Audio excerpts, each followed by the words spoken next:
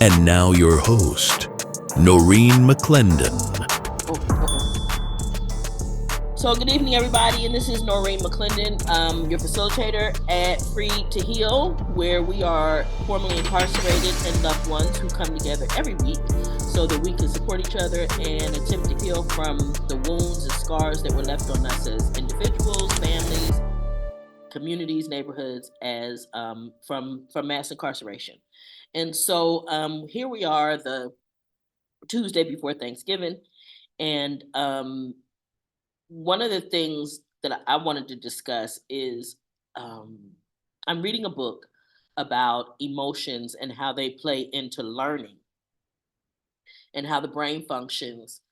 And it's really a medical book, so it's really like a lot of language. Sometimes I have to read the sentences 4 or 5 times, but it talks about emotions so much. And I was thinking about how at this time of the year, people's emotions run high, and I'm realizing, and I was thinking about how that plays in family gatherings. Old wounds come to the surface. Things people thought they got past, they resurface during the holidays, and emotions tend to run high. And so, but I wanted to talk about the fact that in this book, I'm learning that they're now discovering how emotions have to be our integral part of learning even how to do a task. So, for example, you have to have a connection, an emotional connection to the learning that you're doing. And they're studying people who have had particular brain injuries and things that affect their ability to tap into their emotions. And what happens is that it causes them not to make good choices in the rest of their life. And I thought about, as I'm reading this book, I'm thinking over and over again about how many people that I know and have met in this lifetime that are incarcerated because in the moment their emotions took over. And that's one side of it. But this is the other side of it, where I'm also thinking about, particularly because I'm in the prison with men, I'm thinking about how men are taught and socialized not to tap into their emotions, to squash their emotions, to squash their feelings. And that also plays a part in the kind of decisions that they make in regular life. And it's interesting. So I can't wait to meet the author of the book. I'm going to have an opportunity to meet her. She's a professor at USC, which is not far from here. But I'm going to meet her through the CDCR.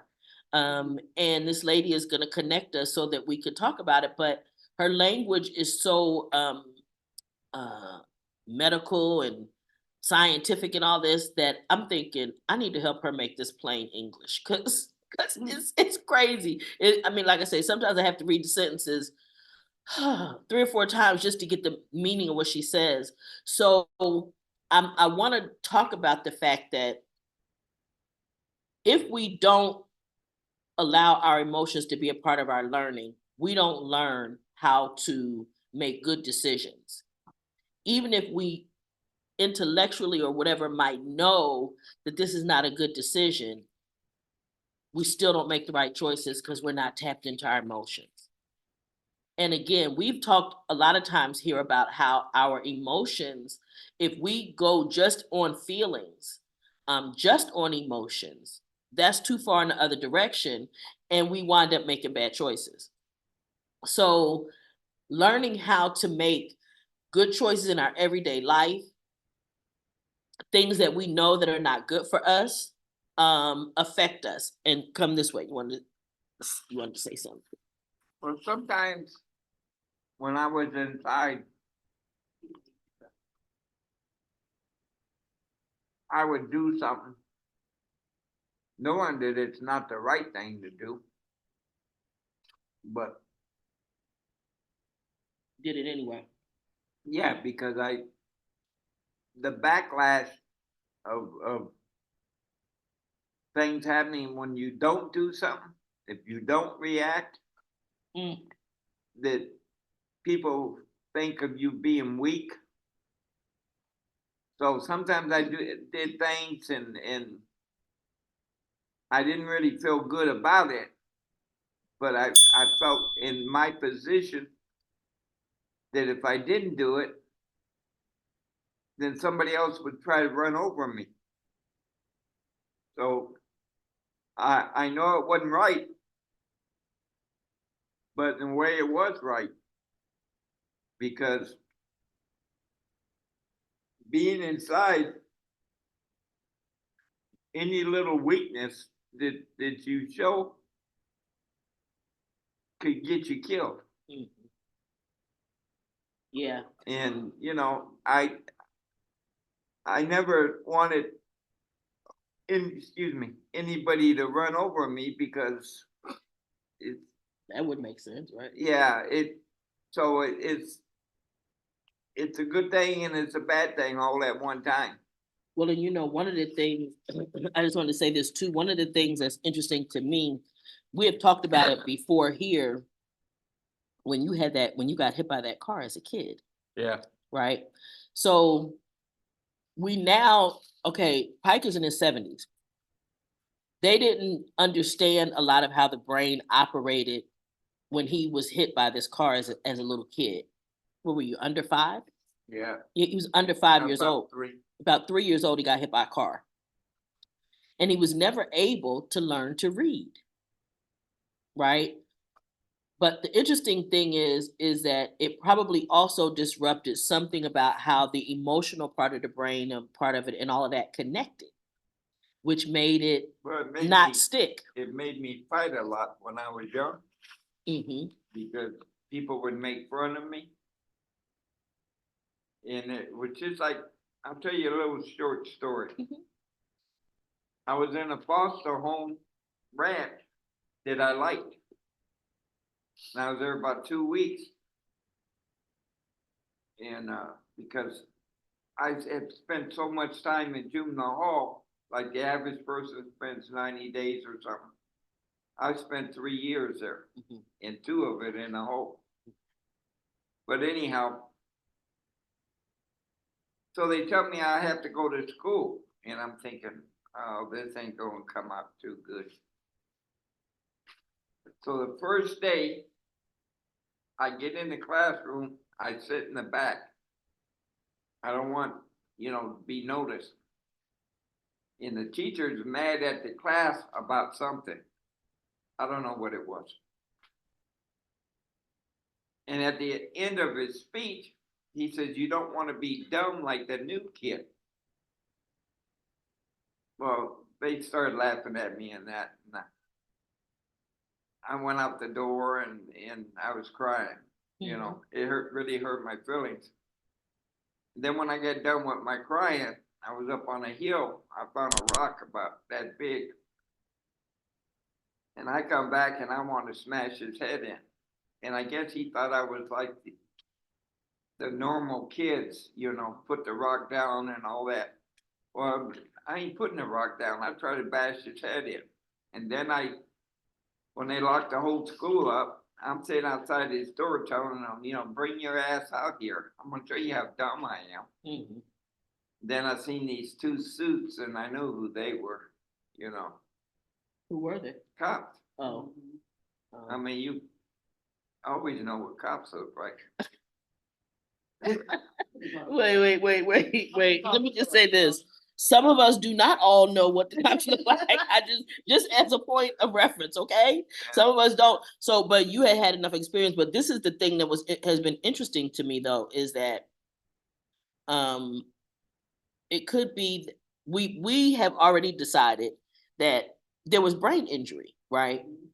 Which prevented you from learning There's a to spot. read. There's a spot in your brain somewhere around here. I don't know. Mhm. And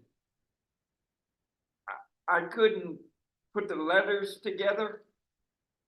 And all the things and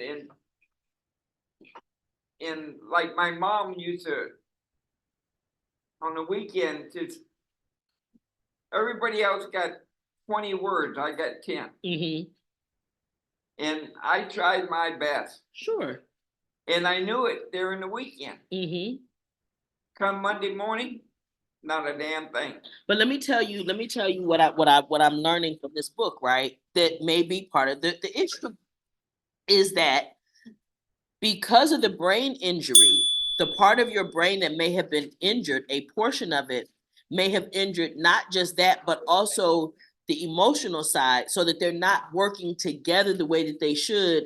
Because it also talks about, and if your emotions at school, like what you felt from the other instructors and those kinds of things, that they were negative experiences, it would make it harder for you to learn instead of easier. And so, but the damage to the brain is real, and the emotional part of the brain has to connect with the in order for you to learn even the technical things. So that's why I think it's just so amazing, and I think of you so often when I'm reading When this. the psych used to Come this way for me. I need you to slide this way so I can put the camera on you when you talk. Come this way.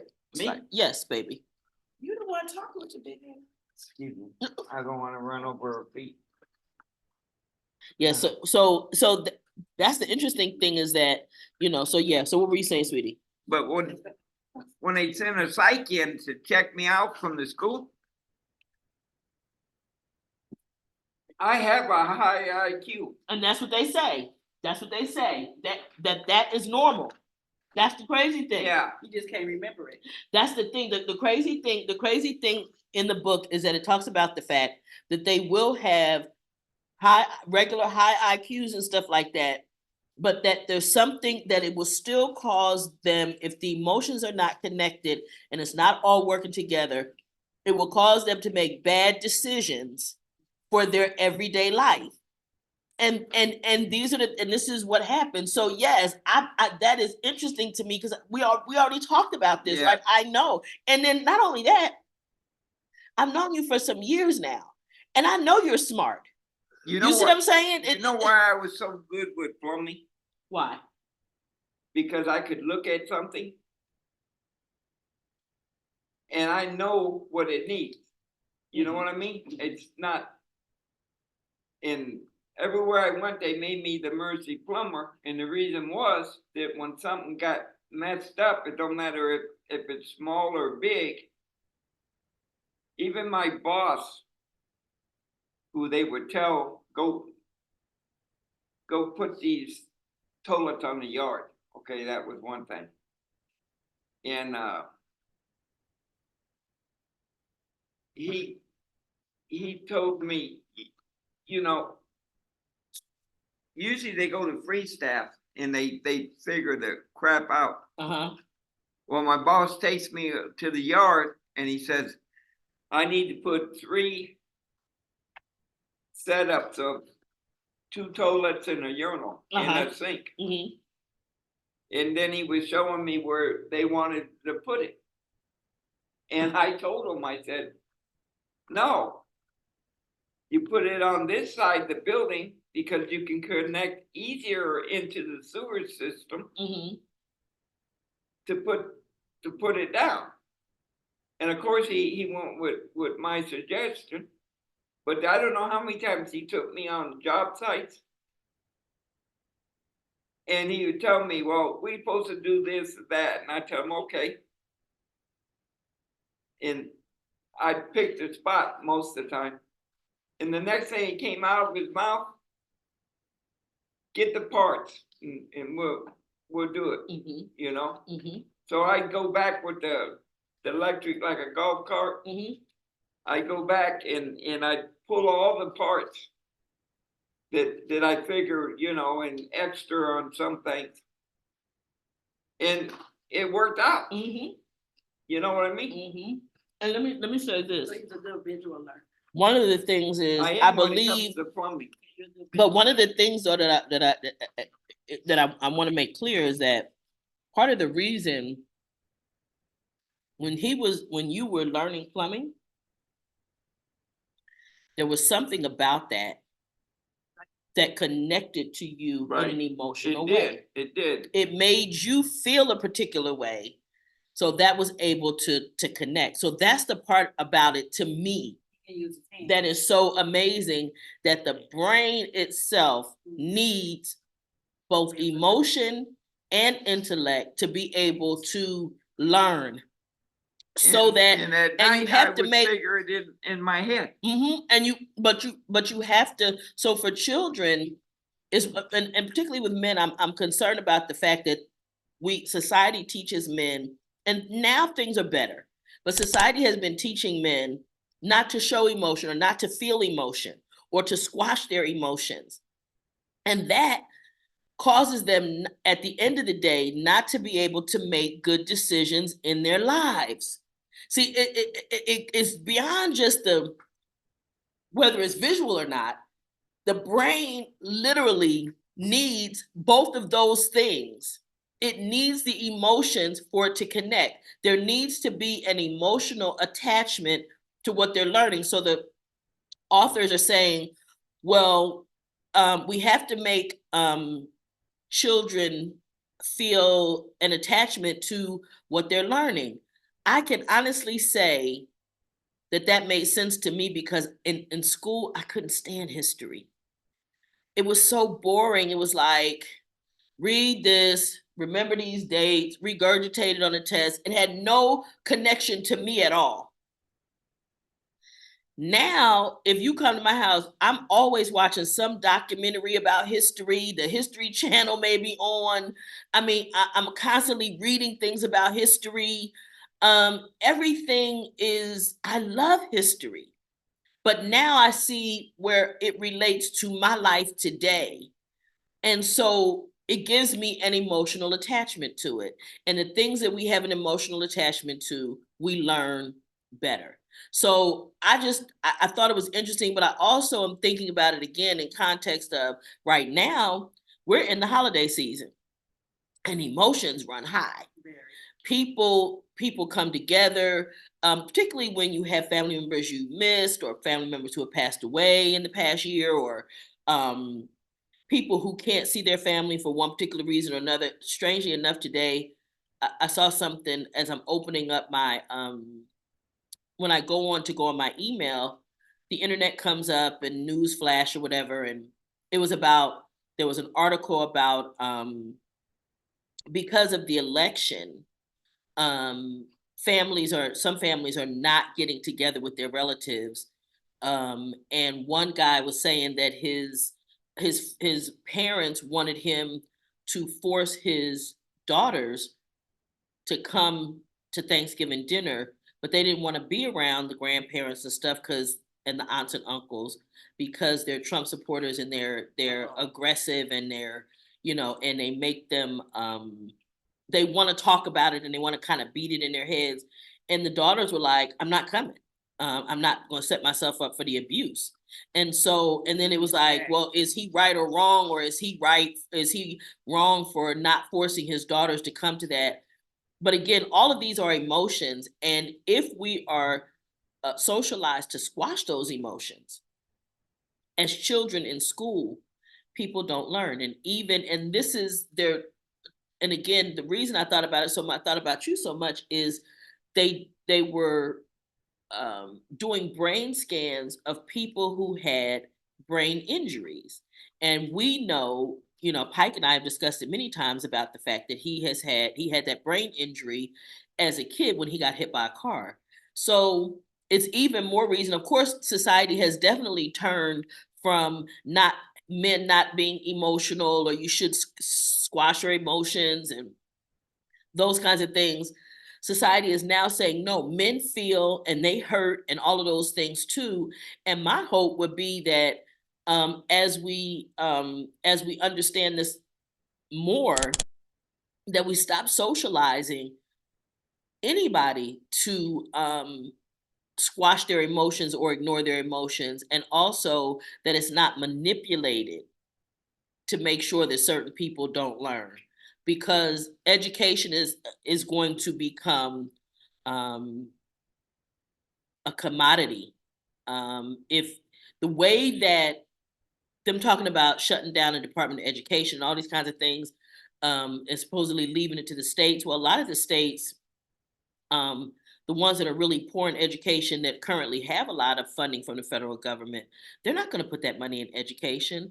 We got to remember in this country, um, if you have an electorate that is ignorant and they don't know, they can't vote or challenge or anything in their best interest. So and don't forget too that it was illegal during slavery to teach Black people to read. Um, so there's a long history, and we're this close that if some folks have their way, everybody won't receive an education. You'll either have to pay for it, or your children will not be educated. There won't be public education. They've been trying to shut it down for a long time, and they've been doing things like the school choice vouchers or whatever. But that gives different schools the opportunity to say, well, these children from that neighborhood can't come into my school. So then, and of course, it's going to be poor people. Let me just tell y'all this. Everything is about the haves and the have-nots. So poor people, I don't care what color their skin is, will not be educated in this country if things go according to the plans and that they have. And so we're going to have to devise other ways. I think the challenge they would have today is that, similar to back in the days when it was illegal for Black people to learn to read, they found other ways of doing it. They found other ways, and now we have a lot of resources, and now we have the internet. And I don't think they're going to be able to forever keep people from learning and learning how to read and a lot of things. When my son turned 40 years old, and when he was a little boy, I bought and went through Hooked on Phonics, but you had to buy this thing, and it was flashcards, and it was all of this. Well, guess what? Hooked on Phonics is a program on the internet now. So they won't be able to keep people from learning unless they can kill all of those avenues for learning. But what I'm hopeful is that they will incorporate this in a positive way so that people can learn, and children can learn, because the emotions and the intellectual knowledge and those things go hand in hand to help people make better decisions for their lives. It helps them make better decisions in their everyday life, whether it's about moral issues, whether it's about whether to do the right thing. All of it plays a part in how we make decisions, how we come up, and what we do. So I'm hopeful that the information will make a difference. Mhm. Well, I think, and it ain't gonna happen, but I think that every school should get the same amount of money. Mhm.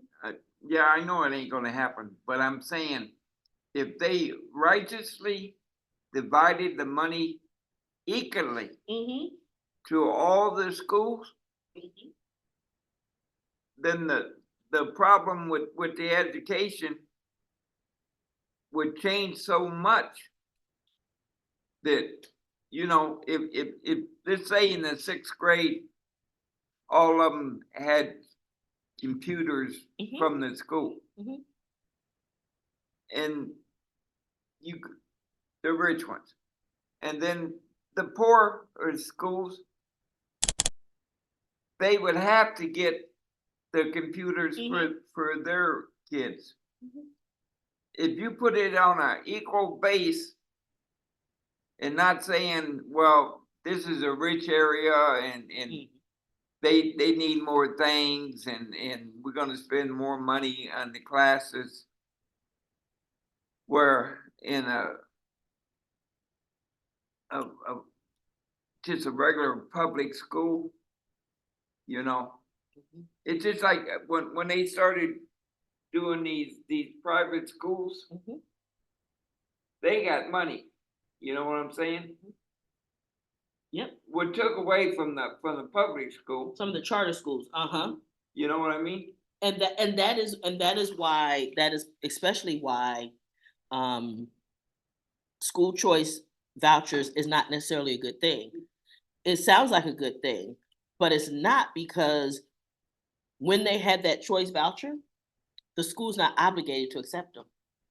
So in other words, if I have if there's a charter school in my neighborhood that is better than the regular public school, you got to go into a lottery to get into those schools. Everybody doesn't get in. There's also, first of all, there's not enough space for everybody, but then there's just also, they get to select. So even a lottery could be rigged some kind of way if you're talking about school choice. So at the end of the day, what happens is people, they take so much administrative money off the top that there's never enough money left over at the bottom to actually do what the education is supposed to do. So But they there are also- challenges. But they've been separating the schools for years, because we went to school in LA County instead of going to school in Inglewood, Lawndale, Torrance. You know what I'm saying? It always made a difference on what your zip code was when you was in school in the first place. But my son was in LA Unified in Los Angeles. When I moved to Hawthorne, he was in elementary. So we went to Hawthorne District, and then he had to take a test. And I was like, okay. So the lady said, it's gonna take about a good hour or whatever. And I said, well, I don't think it's gonna take him that long. She's like, what do you mean? I said, I don't think so. I said, if I'm gonna move my car, and when I come back, she should be done. So I went and moved my car. I came back, he was done, like I said. And the lady's eyes was this big. And I'm like, what's wrong with you? She's like, he is done. I said, I tried to tell you. She's like, what? And she said to me, well, most kids that come from LA Unified School, which in Los Angeles, you know, they're not as smart as this kid. So it's always been that, and my baby's 37 years old now, it's always been that way. They treat the children different in different areas of school where they go. The teachers are better, the quality of the school is better, everything is different in different The area books? codes. Everything is different. The way they come across with the information for the kids to learn, everything is different. I work for the school board, so I've seen it with my own eyes, so I always tell parents, go up to the school so you need to know what's going on, what you think is going on, what's not going on. So it's different in every school, every district you live in, and area code you live in as well. The school system is very different. And bottom line is, it's about the money. It's about where the resources are placed.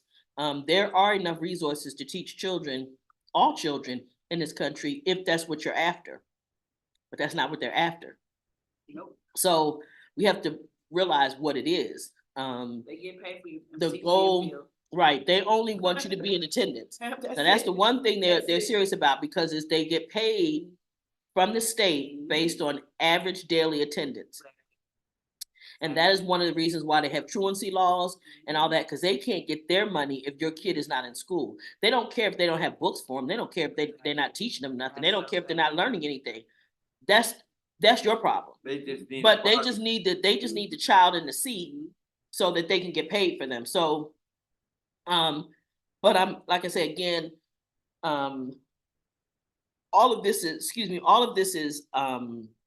it's not new in the sense of what goes on with the school districts and why the money is dispersed the way that it is. But what was different for me, just thinking about how many men that I've met in prison, and all of them who have said, you know, I was raised, you know, boys don't cry and all this kind of stuff. And look where they are. Squashing their emotions limits their ability to make good decisions, even if they have been in trouble before. These were the kinds of things that were surprising to the researchers, is that even if they knew different and had done different, it didn't mean that they would consistently make good choices if they were not able to connect to that emotional part of their brain. So it's very important for us to make sure that we make it acceptable for all kids to feel what they feel, but at the same time, the definition of healthy requires that there be balance. So we don't want kids running around, everything is, you know, it's all drama kings and queens and all that. No, they have to have some emotional connection to the education or to the topic and be able to feel those emotions, but not everything is, because, you know, now we went from one extreme to the other, where in the 70s, if you had to go to therapy, nobody wasn't talking about that. Now it's like it's a Birkin bag or a Louis Vuitton bag. Oh, I was talking to my therapist the other day, and I have to go meet with my therapist. So we went from one extreme to the other. And there is something in the middle that's healthy. And that is a balance between feeling what you feel, being allowed to feel those things, and also knowing whether or not the feeling, because a lot of times we have feelings about things that are not really true. We feel a particular way, but the reality of what we're basing it on is not really true. So one of the things I've had to train myself to do is when I feel something, if something makes me angry or makes me upset, the first thing I want to ask myself is, why does this bother you? Why are you upset about it? Is what I based that on, did it actually happen? Is that really what it is? Or is that my perception of it? Because if I can't say for sure that this is what happened, then I need to not be so upset about it, or at least get more information so that I have enough information to make an educated decision about what I'm doing. And you wanted to say something else. Go ahead. Yeah, like when I was in school, they'd send me to the janitor's office and to help him, to get me out of the class. And But see, that makes sense to me. It makes sense to me as to why also you were able to pick up the plumbing. yeah, Because they sent him somewhere. This person, the janitor, what they doing? Plumbing, things with their hands, fixing things, figuring things out. And that was a positive experience for him. So even though he couldn't learn to read, never did learn to read, he was able to learn plumbing in a good way and become excellent at it, because there was a connection to what he was learning when it came to plumbing. And so that is how that, and mind you, we know for sure that he had a brain injury. So it's just, like I say, it's been fascinating reading it. And I'm so glad that you were able to come today for this particular discussion to talk about it, because we got to start making sure that people know, even if the schools don't know. When kids come home, we need to start tapping into their emotions. Well, how did it go today at school? What happened when that happened? Well, what did you do when so and so, little Johnny did whatever, little Keisha did this? What did you do, or how did you feel about that? Were you mad? Were you hurt? Were you upset? What in the classroom when they talk about their schoolwork, telling them, oh well, this is good because of this or this. Like with my son, I never stopped him from watching different kinds of movies. Like I let him watch R-rated movies a lot of times way before he was of age, but I always did that so that I could talk to him about whatever it was. If there were, and usually I wasn't big on things that had a lot of violence, whatever, but I would let him watch it if he really wanted to. And then I would watch it with him and be able to have a conversation with him about what we were watching and how to process those things, so that he had an idea of where my values were. And that would help him. So that was just my way of doing it so that he could learn and have an idea of what I thought was good and bad and where I thought my values were, as opposed to telling him, well, you can't do this, you can't watch this, you can't, because guess what I know? They're going to find a way. Exactly. If there's a movie out, let's say the movie Gladiator, I don't know whether it's rated R or not, I'm not sure. But, okay, so Gladiator 2 is rated R, probably because of the violence. Well, guess what? If all the kids were watching Gladiator, trust me, my son would have found a way to watch Gladiator, whether I let him or not. So it was better for me to watch it with him and be able to impart my values and how I felt about those things, as opposed to trying to keep it from him and then let him go find out on his own and process on his own. So those are the things, like I say, I'm just hopeful that at some point, and that this research, I know that it's finding its way into the Department of Corrections, because I was referred to the book by the Department of Corrections to read the book. So I know that they're going to be trying to institute this particular professor's stuff, and I don't know how they're going to do it or whatever, because it's way too, like I say, she gonna need me to help translate some of that stuff. Right, all them big words, but it wasn't even just big words, Pike. It's the way it's written. Like, okay, so when you're writing research papers, and you're quoting something from that somebody else wrote or a previous study, you have to give them credit for that statement right in your writing. So she may write 3 or 4 words, and then she got to do a parentheses with who wrote it and when they wrote it. Okay. They're gonna put that down. And you got to do that, and then you got to do the cite them at the end. I mean, it's just all of these things. So citing your authorities, and so it just makes reading it very hard. You know why I always like to come to your meeting? Because you never speak over our heads. I know you can. I know you're quite educated, but when you talk, I can understand it. That's PJ Pinky. What are you talking about? That's what? That's PJ Pinky, right? You see that?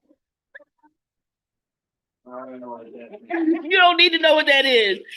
Listen, Diane is feeling very frisky and messy today, and she's been messing with me the whole time, y'all. I'm just telling y'all, I've been suffering over here at the hands of Diane today, and that's okay. We love her anyway. We're gonna keep on loving on her. But I want to just give Rufus. I know your mouth is hurting, sweetie, but I want to give you an opportunity. Any thoughts on what we're talking about? Yeah, I mean, you said it all, you know what I mean, in terms of, I see, because I learned it that way too, as far as understanding that things happen in my life because I never was able to express my emotions or comfortable with expressing my emotions. Because like you said, I mean, it's cliche, but it's the truth. We're taught not to show our emotions. That, like Pike say, it's a sign of weakness. So the only way that males are allowed to show their emotion is through aggression. So we respect that. We respected that as men, that, and I noticed that all my emotions was expressed through aggression, period.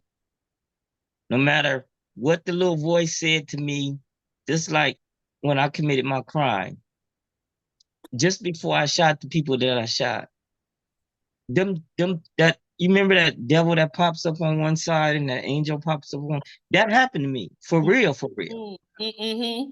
And because I had the people in the car with me, I lied to them and told them I was going to take them home, and I didn't, and because of, it's a long story, but when we pulled up, my boy jumped out the car with a gun, knowing what we finna do. I got a gun too. So when I pulled up, he jumps out the back seat and like, come on, let's do this. I'm in the driver's seat. I'm saying to myself, that's when them 2 angels popped up. The devil and the angel.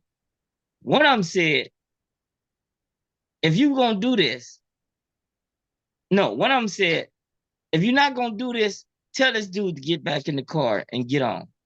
The other one said, if you're gonna do this, man, get out the car and handle your business. And I said, fuck that. That's what I said to myself. And I got out the car and we said, like, we finna do this. 3 seconds. So that happened to me for real.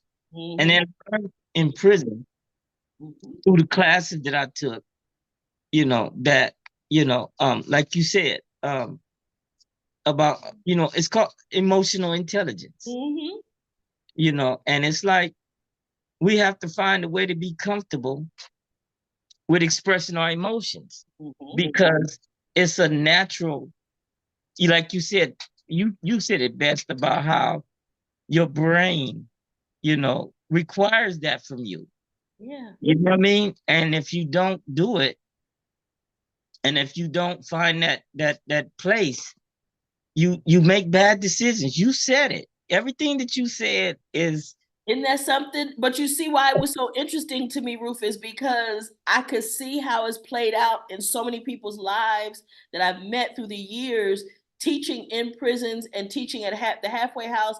And it's like I could see this story playing out, but all of it stems back to this concept of masculinity, where the Yeah. only way to be masculine is to be aggressive. I went through everything that you just said. Wow. I went through that whole gamut from the beginning to the end. That's why I relate with it so well. Wow. Thank, thank I thank you. And I know it's tough for you because I know you had that dental work. So I just you. appreciate you. And I'm so glad you're here. I missed you. I I missed miss you. all I'm you glad that guys. you're here, sweetie. Yeah, every chance I get, I'm gonna show up. This Absolutely, sweetie. this Thank is you so much. this is medicine for me. Let me say this. uh I told DW. my mom, let me say this. I Oh, told my mother, wait 1 second. Okay, wait, let me go ahead, Rufus. Go ahead. I told my house, I told Chester and I told my mom, I'm never gonna stop doing the things that got me to the place that I am today as a person.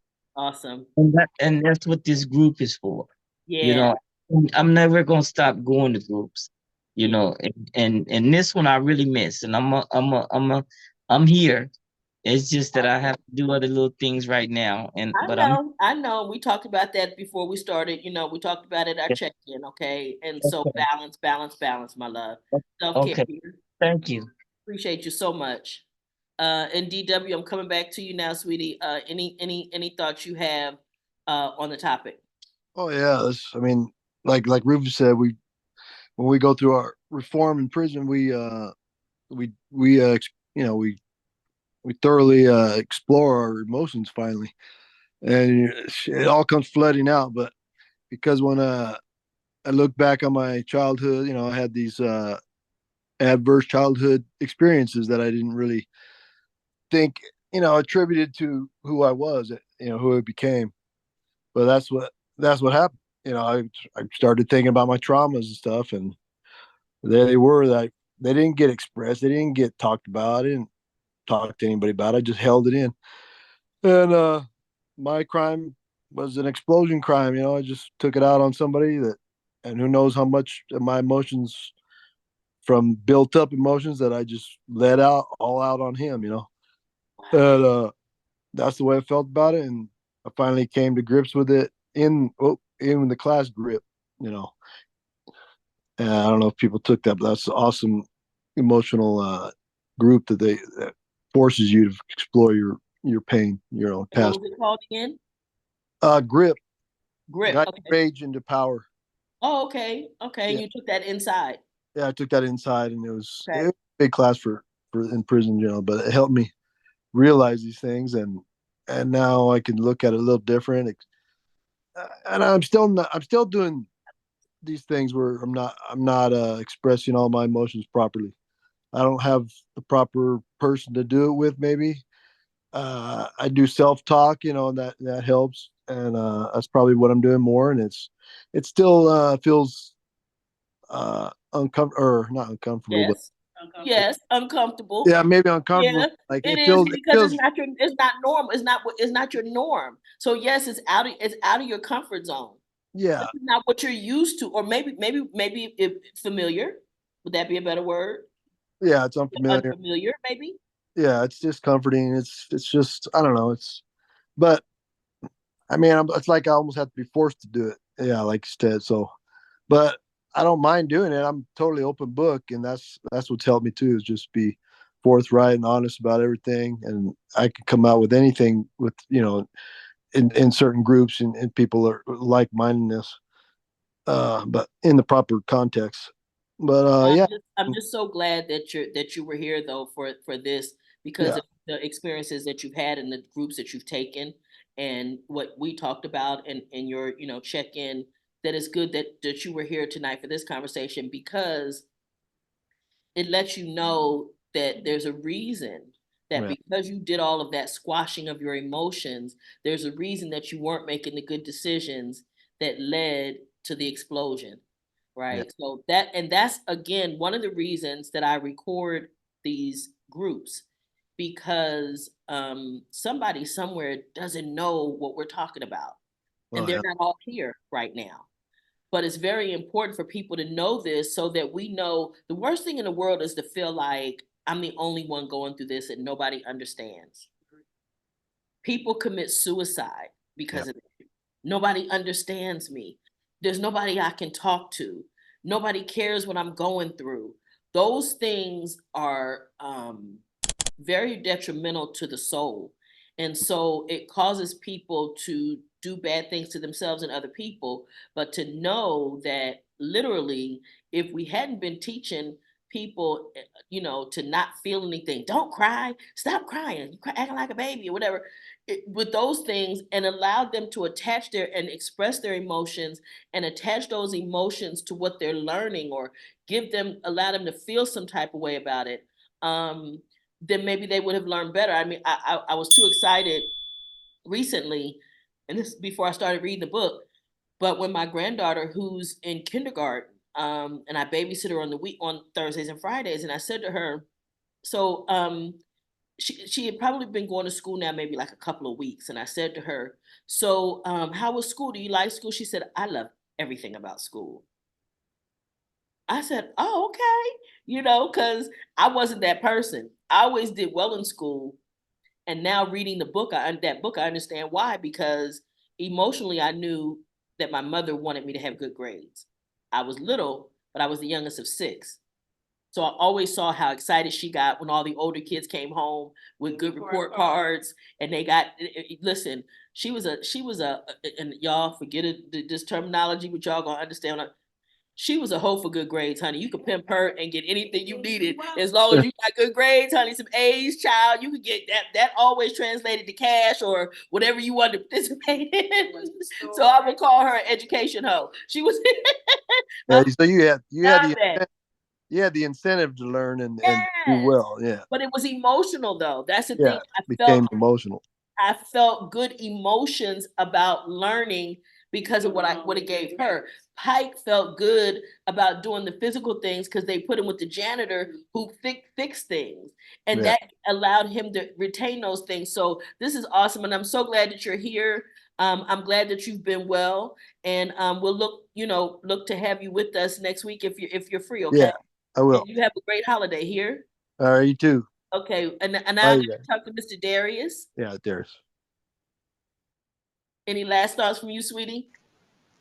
I'm just gonna say this much. One thing I've learned in these 21 plus months I've been out is a support system.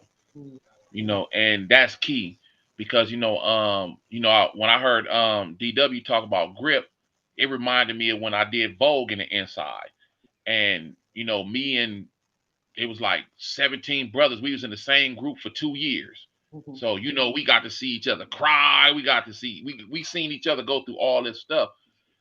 But the thing that came out of that is that we became better individuals and we all became like brothers. We all every I mean, and it's crazy because we all starting to get out of jail now from that group. And so, our facilitator, she'll hit us with a text, hey, such and such just got out today. And so, hey, check this out, brother. We here for you. We got you, when you want to talk, boo boo. You know, and like during our whole conversation, a lot of them was texting me just now, like, hey man, we ain't heard from you in a minute. You all right? And I Okay. was like telling them like my hours changed, so I'm trying to get sleep. And I'm trying to not nod out right now, sitting in here with Right. you guys though. But like I said, a support group and people to talk to, because one of the main things I do too is that for anybody I know that gets out of prison, I try to support them during that first couple of weeks. So like look, bro, it's gonna be a whole lot of stuff going on. Don't rush into nothing. Take your time. One step at a time. I said everybody gonna be coming at you from every angle. Want your time. Sometimes you gotta say no, or catch me tomorrow, or catch me this and this. You know, but like I said, my big thing is having a big support network for myself. That helps me out a lot. Awesome. Thank you. Well, I'm glad you're with us. And I want to make sure you have a good holiday. Miss Ward, any thoughts from you, sweetie? In the words of Diane, it was a good subject and I really enjoyed it. Thank you so much. Okay. Thank you, love. Thank you, love. And we're gonna have you to check out Miss Roberta. Thank you for the good conversation. Good night and happy holidays. Thank you. Any final thoughts from you, sir? I hope you all have a good holiday. Thank you. Thank you. Enjoy yourselves. Thanksgiving. Awesome. Ben in the back there. Feliz Día del Pavo. Okay. How you say that? Happy birthday. Oh. Feliz Día del Pavo. Just what he said. I enjoyed the meeting. And we're glad to have Mrs. Gonzalez. We love her. Thank you guys so much at Free to Heal. You know, the participants, thank you guys for allowing me to go down these rabbit holes, and you guys go right with me. And I'm so grateful to have you all and to be here and to help you guys in any way that I can. And anybody that might get this video, here's hoping that you learn something from it and that it benefits you. And we just wish all of you the happiest of holidays. And we'll see you in a week. Have a good one. Good night, everybody. Yeah,